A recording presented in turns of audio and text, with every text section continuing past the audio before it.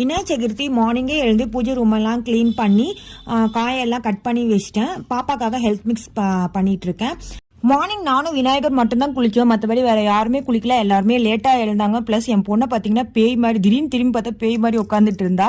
அப்புறம் என் பையனை வந்து கொஞ்சம் கடைக்கு அமிச்சிருந்தேன், பிஸ்மில்லாபாத் பவுட்ரு வாங்கிட்டு வர சொல்லி. அப்புறம் எங்கள் வீட்டுக்காரே என்னோட தங்கச்சி எல்லாரும் குளிச்சுட்டாங்க. சரி அவளை சாமிக்கு மட்டும் பொட்டு மட்டும் வச்சிருடின்னு சொன்னேன். அவளும் வச்சிட்டு இருந்தா.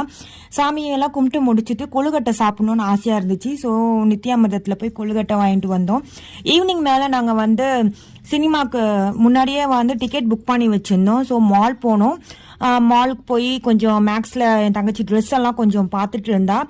அவளுக்கு பர்த்டே வரப்போகுதுன்றனால ட்ரெஸ் எடுக்கணுன்றதுக்காக ட்ரெஸ்லாம் கொஞ்சம் பார்த்துட்டு இருந்தா. கொஞ்சம் காஸ்ட்லியாக, எங்கள் ரேஞ்சுக்கு அது கொஞ்சம் காஸ்ட்லியாக தான் இருந்துச்சு.